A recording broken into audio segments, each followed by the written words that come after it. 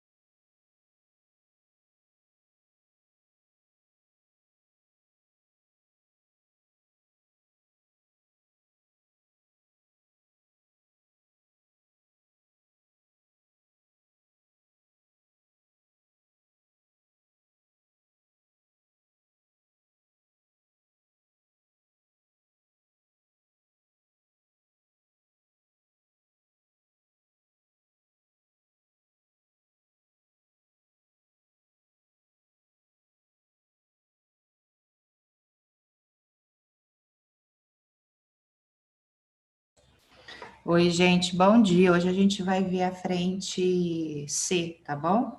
Da apostila 5 é a parte de artrópodes.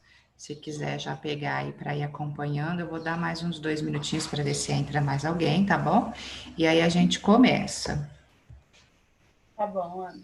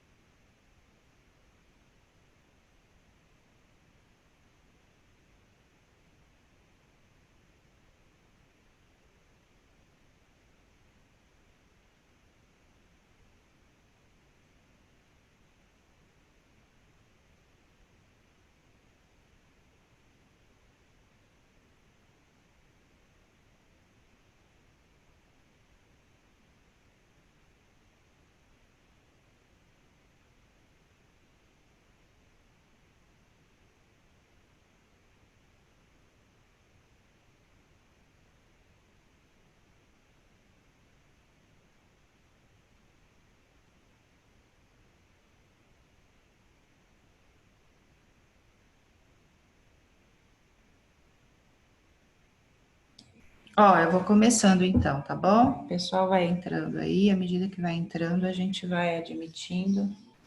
Então, estamos em 15, falta um pouquinho ainda. Mas eu vou começar. Então, quem entrou depois, ó, é a frente C da apostila 5, artrópodes, tá? Eu não prestei atenção se ele divide e põe alguma coisa na apostila 6, mas eu vou fazer toda a parte de artrópode, tá? Tudo. Então, a gente vai fazer artrópode. Se der, aí a gente já vai ver a outra aula também na segunda aula, tá? Eu vou compartilhar o slide aí, então. Aí depois eu mando para vocês também no grupo lá, para quem quiser fazer o esqueminha aí, tá bom? Então, ó, filoartrópodes. Vamos já associar sempre, tem que fazer a evolução. Então, antes do artrópode, então a gente estudou, ó, porífero, selenterado, plateuminto, nemateuminto, anelídeo, né? E molusco é artrópode. O artrópode, o que ele tem de característica evolutiva? Artro, articulação, podes, pés. Então, é o primeiro filo a ter perninhas. Então, isso é muito importante e toda vez que for destacar o filo, a gente não pode deixar de citar essa estrutura. Então, as pernas articuladas. Qual a vantagem de ter pernas articuladas? Maior mobilidade. Por quê? Aí o animal, gente, ele vai ter muito mais facilidade de correr do predador, fugir do predador e buscar a presa, né? Então, essa é uma característica importante, certo? Outro detalhe que vai aparecer, e nós vamos falar mais um pouquinho nos próximos slides, é que eles têm um exoesqueleto. Acho que vocês devem lembrar disso. Um exoesqueleto de quitina. Qual a vantagem de ter um exoesqueleto? A vantagem é que ele protege, o corpo do animal fica mais durinho e principalmente impermeabiliza. Então, o animal vai ficar impermeável, ele evita a perda de água. Por isso que a gente tem artrópode em todos os ambientes, inclusive ambiente desértico, né? Até no deserto a gente vai ter artrópode, então. Então, é importante, característica evolutiva. Aí, das características embrionárias, né? Continua a simetria bilateral, continua, se quiser anotar aí, ó, protostômio, né? Simetria bilateral, continua sendo protostômio, que é quando o blastóporo origina a boca, continua celomado, começou no anelídeo, né? Simetria bilateral, protostômio, celomado. Deixa eu ver se faltou alguma aqui. E triblásticos. Certo? Então, aqui a simetria bilateral, a primeira vez aparece no plateuminto. Protostômio, todos os invertebrados são, exceto a estrela do mar. Celomado começou no anelídeo e triblástico começou no plateuminto. Aí vai mantendo, tá? Fora essas que são as características embriológicas, né? A evolução é importante destacar, então, as pernas articuladas e o exoesqueleto. Então, é um grupo que se adaptou muito no meio, portanto, você tem muitas espécies. Se destaca em números de espécies. E aí, só para lembrar, ó, reino animal, filo artrópodes. E aí, o filo artrópodes, ele é dividido em classes, tá? Então, são, na verdade, 5 classes. A classe insecta ou insetos, a classe dos aracnídeos. Então, ó, inseto é fácil, né? Besouro, borboleta, mosca, né? Tem vários. Aracnídeo, aranha, escorpião, carrapato e ácaros, aqueles ácaros da poeirinha, né? Também é aracnídeo. Aí, inseto aracnídeo, crustáceos, os crustáceos, siri, caranguejo, lagosta. Aí tem duas classes que não são tão conhecidas, a gente até conhece o animal, mas pelo nome é mais difícil, que é o quilópode, que eu vou falar, que é a centopeia, e o diplópode, que é o piolho de cobra. Então, eles são divididos em 5 classes. Então, quando for dar exemplo, pode pôr insetos, aracnídeos. Agora, se tiver que especificar dentro das classes, inseto, aracnídeo, aí tem que especificar o exemplo. tá bom? Então, só para lembrar aí da divisão do grupo. As características, então, ó, tinha colocado já lá, ó, membros articulados, as pernas articuladas, triblásticos, celomados, protostomos, simetria bilateral e o exoesqueleto de quitina, certo? Aí esse exoesqueleto de quitina é muito importante porque a gente vai ver que ele tem a vantagem de proteger e impermeabilizar, mas tem uma desvantagem. O sistema nervoso ganglionar ventral, a respiração, ó, se for aquático, igual siri, caranguejo, camarão, lagosta, é por brânquias. Se for terrestre, a gente chama de traqueias. Depois eu vou definir um pouquinho melhor isso. A excreção, que é para urina, tem 3 tipos de excreção. Túbulos de Malpighi, que é nos insetos, eu vou mostrar de novo, grupo a grupo. Glândulas coxais nos aracnídeos e glândulas verdes nos crustáceos. O sistema digestório completo, né, gente? Começa no nemateuminto, boca e ânus e vai manter agora. E aí eles têm sexo separado, macho e fêmea, não tem mais hermafrodita, e então a reprodução totalmente sexuada, não tem regeneração, não tem nada disso mais. Certo? Aqui para destacar algumas estruturas, ó, o sistema nervoso ganglionar ventral. E aqui, o que eu falei para vocês? Todos têm o mesmo sistema nervoso ganglionar ventral, mas à medida que vai passando de um grupo para outro, o que vai acontecendo? Vai aumentando o número de gânglios, e aí o sistema nervoso vai ficando mais evoluído. Então, eles têm gânglios, ó, em cada segmento do corpo, certo? Aqui, ó, são as traqueias, respiração traqueal. Então, no abdômen, eles têm uns buraquinhos que chamam espiráculos. Aí, o oxigênio, o ar, entra nas traqueias e já manda oxigênio direto para o tecido. Nos insetos, não tem participação do sangue na respiração. O sangue não transporta gases. Ah, inseto tem sangue? Tem sangue, chama hemolinfa, é um sangue transparente, que tem a função de transportar nutrientes do tubo digestório. Oxigênio não, porque ele não tem pigmento para se ligar no oxigênio, tá? Então, a respiração totalmente independente, só nos insetos. Depois eu vou especificar também nos demais.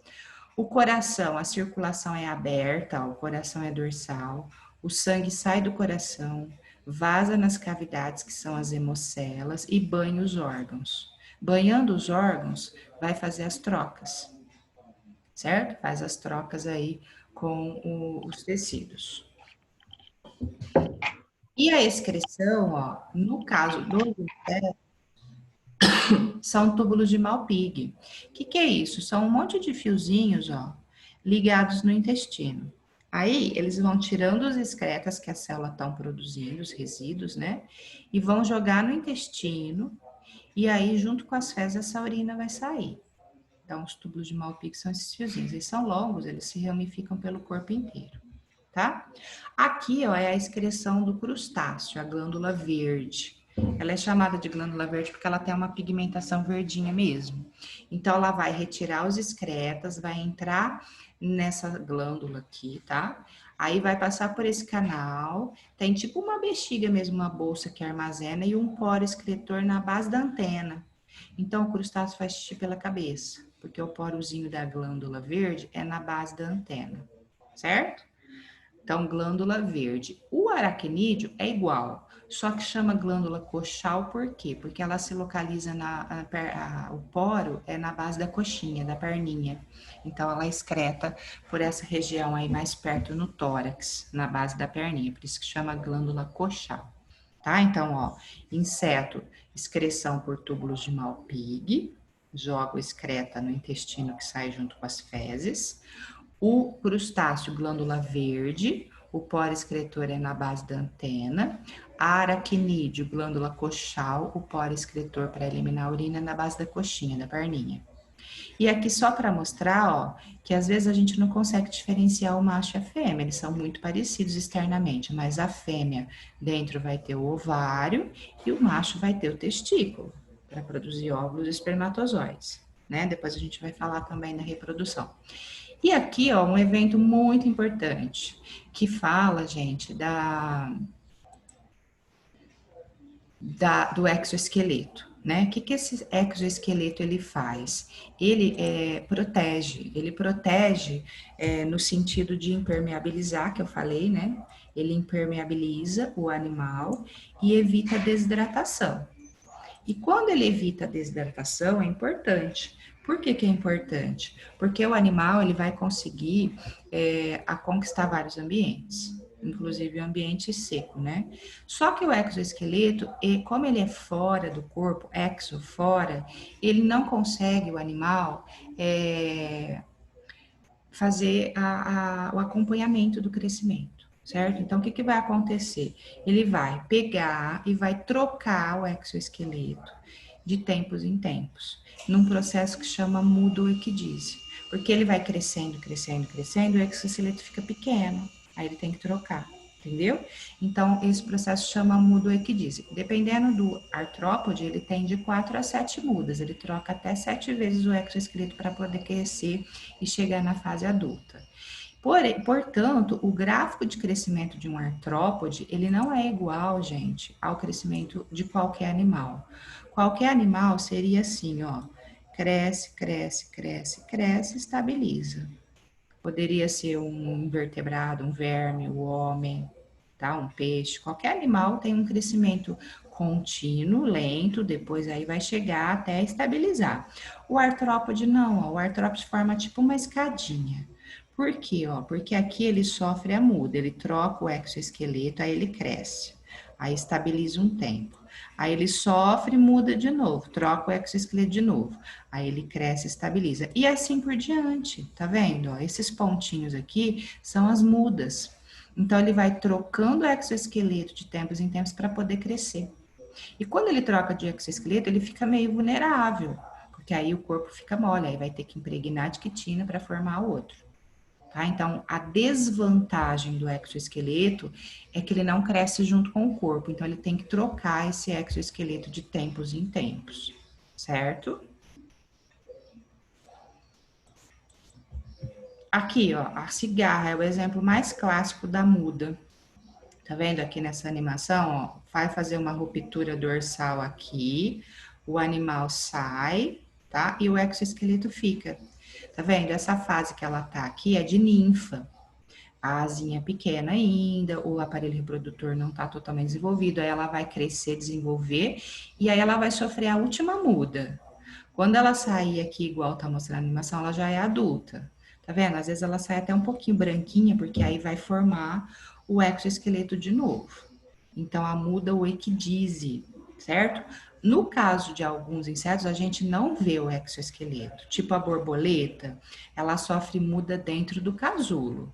Se você abrir o casulo da borboleta, tem um monte de casquinha lá dentro. É da muda ou equidise. Quando ela nascer, a borboleta, ela já é adulta, aí ela não sofre mais muda, certo? Então, tem animal que a gente até consegue ver o exoesqueleto, tem animal que não, que ele vai sofrer dentro do casulo. Ó, isso aqui é o exoesqueleto de uma aranha. Ela sofreu também uma ruptura dorsal. Quando cria caranguejeira em laboratório, é muito comum. Um belo dia você chega lá, parece que tem duas aranhas. Mas não é. Um é o exoesqueleto e a outra é a aranha que então trocou o exoesqueleto para poder crescer, tá? Aqui é um exoesqueleto de lagosta, certo? E aqui as classes, então, que eu falei no primeiro slide. Então, tem os insetos, os aracnídeos, os crustáceos, os quilópodes e os diplópodes. Eu até tenho no slide da frente, mas vamos fazer junto aqui para vocês associarem, ó. O que que diferencia uma classe da outra? Eu tenho que analisar para saber a classe, o número de pernas, certo? O número de antenas e a divisão corporal. É isso que vai diferenciar as três classes: número de pernas, número de antenas e divisão corporal. Nos insetos, por exemplo, insetos têm 6 pernas, ao invés de falar 6, pode falar 3 pares, 2 antenas, e o corpo é dividido em cabeça, mais tórax, mais abdômen. Nem vou escrever tudo. Tem 3 partes do corpo dele: cabeça, tórax e abdômen. Certo? Quando eu vou analisar o aracnídeo, então, ó, inseto aqui, ó. 1, 2, 3. Tem 3 perninhas de um lado, 3 do outro, 2 antenas, e a divisão corporal é bem nítida, ó. Cabeça, tórax e abdômen. O aracnídeo não. O aracnídeo ele tem 8 pernas, que são 4 pares, né? 0 antena, não tem antena aracnídeo. E o corpo é dividido em cefalotórax mais abdômen. Certo? Então, são 2 partes da divisão corporal. Aqui são 3, cabeça, tórax e abdômen. Crustáceo tem de 10 a 12 pernas, 5 a 6 pares. 4 antenas, 2 pares de antenas, certo? E também o corpo é dividido em cefalotórax mais abdômen. Vou pôr assim, tá? Então, aqui é cabeça, tórax, abdômen, cefalotórax e abdômen. O quilópode, ó, o quilópode é a centopeia. Então, a gente fala que ela tem um par de pernas, ó, tá vendo que ela tem um monte de segmento? Um par de pernas por segmento. Então, um par de pernas por segmento. Tá um monte de perna, né? 2 antenas. E como o corpo é longo, a gente divide em cabeça, tá? Cabeça mais tronco. Certo? E o diplópode, ó, pensa assim, di2, que é esse aqui, é o piolho de cobra. Então, di2 por quê? São 2 pares de pernas por segmento. Então, na verdade, o piolho de cobra é o dobro de pernas da centopeia, porque ao invés de ter um par, ó, um de cá, um de cá, um de cá, um de cá, ele tem 2 e 2, 2 e 2, 2 e 2, o dobro. Então, 2 pares de pernas por segmento, 2 antenas, e também pode chamar de cabeça e tronco, quando eles têm o corpo alongado assim, certo? Então, o exercício vai falar, um animal tem 6 pernas, aí você já fica ligado, é inseto. Um animal tem 8 pernas, aracnídeo. Um animal tem 10 a 12 pernas, entendeu? Tem um par por segmento, 2 par por segmento. E aí, baseando-se nessas características, a gente vai definindo as classes, certo? Só um minutinho, gente.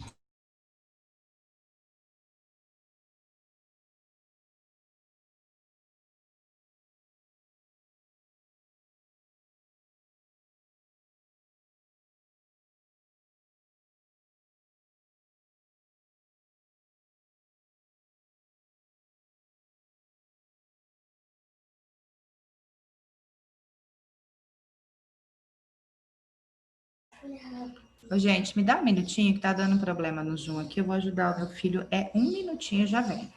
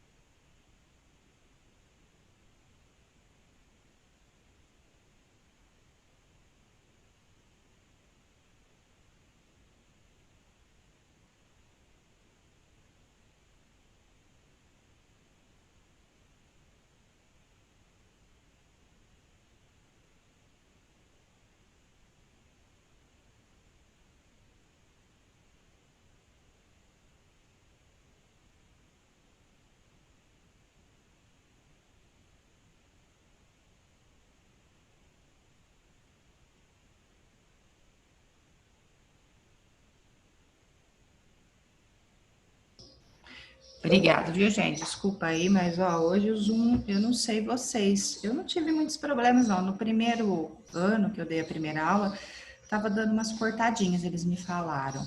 Mas o Enzo agora não conseguia ouvir o som, aí tem que entrar, sair, entrar, sair, entrar, sair, entrar. Depois não aparecia a câmera. Tá dando uns pitezinho hoje. Vamos ver até meio-dia se a gente consegue direitinho, né? Então é isso, vocês têm que ficar atentos para as características das classes que são essas, tá bom? Aí aqui, ó, eu coloquei uma tabelinha. Ah, eu vou imprimir, professora. Pode imprimir. Quem não tiver acesso à impressora, se quiser montar uma tabelinha, fotografar, não sei como é que vocês vão se organizar, mas é importante. Porque aí eu tenho a característica do inseto com relação à divisão corporal, o número de pernas, o número de antenas e o exemplo, certo?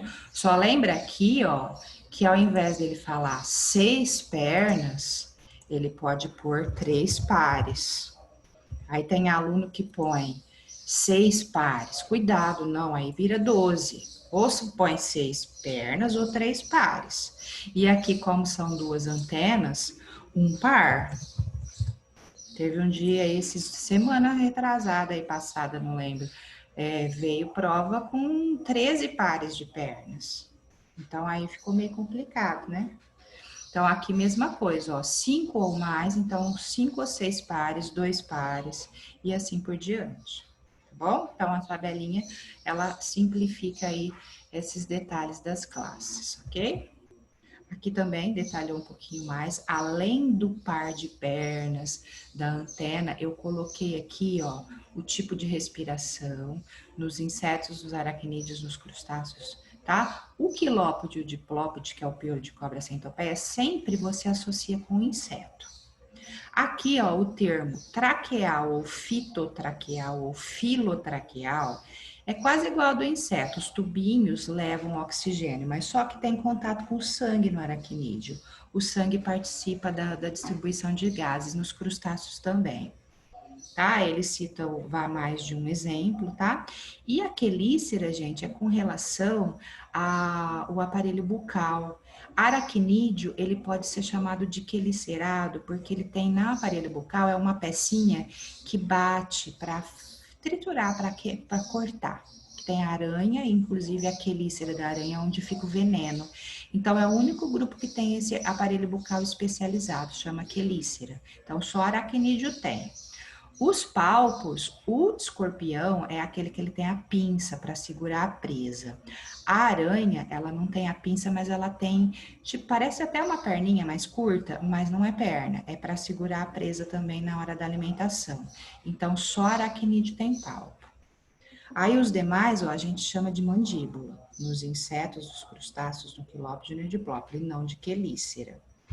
Então, falou quelicerado é o aracnídeo, tá?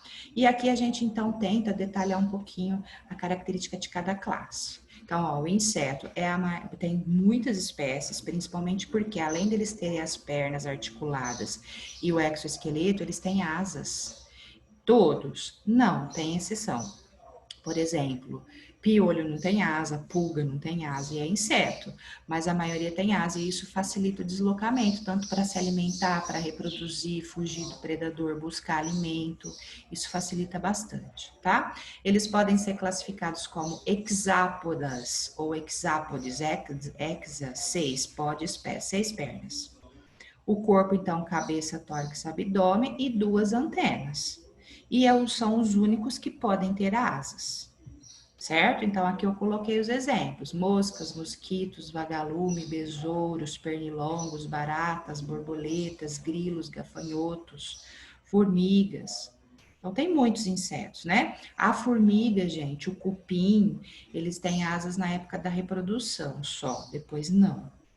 Grilos, né? Lembrando que a lagarta, ou várias espécies de lagartas, é uma fase da reprodução, que aí depois vai virar a pupa, que tá mostrando aqui, e da pupa vai sair o adulto. Então, a lagarta não deixa de ser um inseto, certo? O bigatinho, quando a gente vê bigatinho no lixo, é larva de mosca. Depois vai formar um casulinho e vai nascer a mosquinha, tá? Aí vê lá o mandruvá, a taturana, larva de borboleta, certo? Tem até, gente, berno, não sei se vocês já ouviram falar, e cachorro às vezes tem, berno, bicheira, é larva de mosca, vai virar mosca. Só que tem alguns que comem tecido vivo, aí dói, aí tem que jogar remédio, tirar, né? Não vai largar o bicho lá, porque pode também infeccionar, tá? Aqui a estrutura física do inseto, então, né? Ele tem cabeça, tórax e abdômen. Então, é dividido em 3 partes o corpo desse animal: cabeça, tórax e abdômen. certo? De modo que eu vou ter essa divisão apenas em insetos. Ó, cabeça, tórax, abdômen. Na cabeça tem o olho, tem as antenas, tem o aparelho bucal. O tórax é especializado para mostrar as pernas, certo? As perninhas do animal e as asas, se forem presentes as asas, ok? E então fica no tórax, asas e pernas. Então, ó, se quiser anotar aí, então cabeça, tórax e abdômen. Ó, eu tô fazendo a listinha aqui de chamada, porque senão eu vou ter que ficar parando a aula, né? E vou ter que ficar. Peraí que eu saí do slide aqui. Eu vou ter que ficar interrompendo a aula, eu não quero, tá? Então, cabeça, tórax, abdômen. Na cabeça tem as antenas, o olho e o aparelho bucal. No tórax, pernas e asas. E o abdômen é a parte livre. A gente costuma chamar de bundinha da aranha, bundinha da formiga, é onde fica a maioria dos órgãos, certo? Então, esses órgãos, eles vão ficar dispostos principalmente no abdômen. Então, o inseto é nítido, gente, ó, cabeça, tórax e abdômen, certo? 3 partes do corpo. Dentro do animal, ó, na cabeça, então, além do aparelho bucal, a antena, o olho, depois eu vou destacar os olhos. Aí no tórax, ó, as asas e as pernas. Aqui é o sistema nervoso ganglionar ventral. Aqui é o coração dorsal, que a circulação é aberta, né? Em verde você tem o tubo digestório, ó. Começa na boca, termina no ânus. Os túbulos de Malpighi para excreta, para urina, aqui ligados no intestino, e aqui é o aparelho reprodutor, o ovário. Tá? Então, dá para destacar aí algumas estruturas dentro do inseto. Os olhos, ó, você tem os olhos compostos, que são esses. É como se ele fosse todo quadriculadinho, tá vendo? E cada quadrinho é um olhinho, por isso que chama olho composto. Ele é formado de vários omatídeos. Olho composto, pode chamar. E tem uma visão muito nítida, colorida, porque muitas vezes eles têm que ver fontes de alimento do alto, então uma visão, um espectro de luz em termos de cor melhor que o nosso, tá? E aqui em cima, ó, eles têm os olhos simples, são 3, que é mais para visão preto e branco. Então, eles têm os olhos compostos e os olhos simples. Aqui tá dando para ver um. As antenas, e perceba que eles têm muitos pelinhos, que são sensitivos para perceber cheiro, estímulo, olfato. E o aparelho bucal. O aparelho bucal varia de inseto para inseto. Alguns é picador, sugador, lambedor. Então, tipo, pernilongo, picador. A borboleta, que suga o néctar, lambedor. Aí o gafanhoto, picador, porque ele vai bater essas pecinhas aqui, ó, para quebrar as folhas. E assim por diante. Então, cada aparelho bucal vai ser adaptado a um tipo de alimento. Aqui está enfatizando os túbulos de Malpighi, que vão pegar os excretas, vão formar urina, jogar no intestino e vai sair junto com as fezes, certo? As asas, gente, tem músculos que movimentam essas asas. E para bater a asa gasta muita energia, por isso que eles estão sempre se alimentando, e muitos se alimentam de substâncias ricas em açúcar, muito nutritivas, certo? Aqui está mostrando a reprodução, ó. Então, fecundação interna, o macho passa o espermatozoide para a fêmea, aí a fêmea com os ovinhos fecundados, ela vai botar. Então, eles são ovíparos. Não dá para diferenciar. Às vezes, ó, como tá os dois juntinhos aqui, a fêmea às vezes é um pouquinho maior por conta do desenvolvimento do ovário. Mas reprodução sexuada, fecundação interna, tá? A maioria tem desenvolvimento indireto, que a gente vai ver que tem a larva, a metamorfose, certo? Aqui é a borboleta, ó, copulando, macho é fêmea, às vezes machos são bem coloridos, mais coloridos, varia de espécie para espécie, tá? E alguns têm sistema de defesa, ó, esse aqui é um besouro que libera um odor, acho que todo mundo já sentiu um besouro fedido, né? É uma defesa para afastar o predador. E aqui a abelha, ela tem o ferrãozinho, né? Que enfia na pele, que dói, muitas pessoas são até alérgicas, né? E aí quando ela sai, ó, arranca um pedaço do intestino, ela morre depois, tá? Porque vai ficar um pedaço do intestino aí. Mas também tem defesa, às vezes pica com o aparelho bucal, morde, inseto que dá uma mordidinha, né? E com relação à reprodução, ó, todos são ovíparos, mas do ovo ou nasce a lagarta, igual a borboleta. Aí da lagarta forma a puponinfa, que é o casulo, e da puponinfa forma o adulto. Então, aqui nessa reprodução tem 4 fases: ovo, larva, pupa e adulto. Então, aqui, ó, a gente diz que a metamorfose é completa. O que é metamorfose completa? Passa por 4 fases: ovo, larva, pupa e adulto. Tem inseto que tem uma metamorfose incompleta. Meia metamorfose. Metamorfose incompleta. O que significa isso? Ó, igual o grilinho aqui. Do ovo já sai a pupa ou a ninfa. Parecido com o adulto, mas aí ele vai se desenvolver. Então, ovo, pupa, ninfa e adulto. Então, não tem a larva. Por isso que é meia metamorfose. Então, ó, M de meia, M metábolo, meia metamorfose. Holo de completa, metamorfose completa, holometábolo. E o ametábolo é sem metamorfose. Ele não sofre metamorfose. Tá? Então, aqui é um exemplo de a traça, ela não sofre metamorfose. O grilo gafanhoto, metamorfose incompleta, não tem larva. E a maioria é metamorfose completa, holometábolo. Ovo, larva, pupa e adulto.